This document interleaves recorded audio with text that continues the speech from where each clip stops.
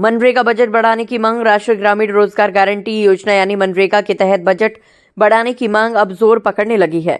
राज्यसभा सांसद रामजीलाल सुमन ने प्रेस वार्ता में ये मुद्दा उठाया और कहा कि ग्रामीण क्षेत्रों में रोजगार के अवसर कम होने से पलायन बढ़ रहा है।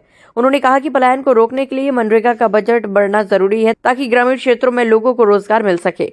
रामजीलाल सुमन ने ये भी कहा कि स्मार्ट शहरों के साथ स्मार्ट गांव की ओर भी ध्यान देना होगा ताकि विकास हर क्षेत्र तक पहुंचे। 25 में भारत सरकार ने ग्रामीण अंचल की बेरोजगारी दूर करने के लिए महात्मा गांधी राष्ट्रीय ग्रामीण रोजगार गारंटी योजना शुरू की थी। और आज इसलिए आपको तकलीफ दी गई है कि ग्रामीण अंचल की गरीबी दूर हो, वहाँ के लोगों को स्थायी रोजगार मिले, गांव अपने पैरों पर खड़े हो। ये विनम्र प्रयास था सरकार का। लेकिन आज देखने में ये आ रहा है कि लगातार जो मनरेगा का बजट है उस बजट में कमी हो रही है।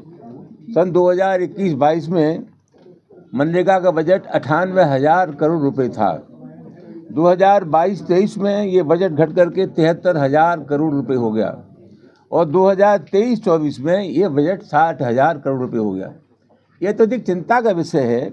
बहुत तेजी के साथ गांव से शहरों की ओर पलायन हो रहा है और संयुक्त राष्ट्र संघ की एक जो रिपोर्ट है उसके मुताबिक अगर पलायन इसी तरह होता रहा तो 2050 तक आधा गांव और आधा शहर हो जाएगा। बुनियादी बात क्या है? बुनियादी बात यह है कि हमने हिंदुस्तान के विकास का जो मॉडल इख्तियार किया, स्वीकार किया, वो हिंदुस्तान की सेहत के लिए ठीक नहीं था। 140 करोड़ का एक देश होना ये चाहिए था हमारे देश में कि हमारे देश में कृषि पर आधारित बजट बनता और श्रम पर आधारित उद्योग हमारे देश में लगते। लेकिन ऐसा नहीं हुआ। कुटीर उद्योग धंधे चौपट हो रहे हैं, गांव के लोग बेरोजगार हैं, शहरों की ओर पलायन हो रहा है। मुझे खुशी है कि सरकार इस पर जोर दे रही है कि हमारे शहर स्मार्ट सिटी बने। लेकिन जब तक गांव स्मार्ट नहीं बनेंगे तब तक निश्चित रूप से ये पलायन की प्रवृत्ति नहीं रुकेगी। गांव आत्मनिर्भर बनने चाहिए।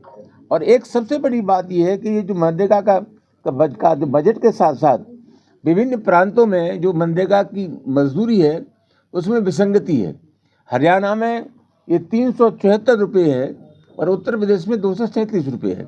अभी भारत सरकार की जो पंचायत राज विभाग की स्थायी समिति है उसने रिकमेंड किया है, उसने फैसला किया है, संस्तुति की है सरकार को कि मनरेगा के बजट में वृद्धि के साथ साथ जो रोजाना मजदूरी मिलती है मनरेगा के श्रमिकों को उसमें बढ़ोतरी की जाए, आधार कार्ड की उसमें अनिवार्यता खत्म हो। और सबसे अहम सवाल उन्होंने कहा कि महंगाई को आधार बना करके ये मनरेगा के मजदूरों का निर्धारण होना चाहिए मजदूरी का। तो यही सब सवाल हैं और हम बहुत विनम्रता के साथ कहना चाहते हैं कि सरकार को अगर सही मानों में गांव से पलायन रोकना है शहरों की ओर तो गांवों को सशक्त बनाना पड़ेगा, मनरेगा के बजट को बढ़ाना पड़ेगा, गांव आत्मनिर्भर बने। इसके लिए हमारे कुटीर उद्योग धंधे हैं उनका संरक्षण और संवर्धन करना पड़ेगा। लेकिन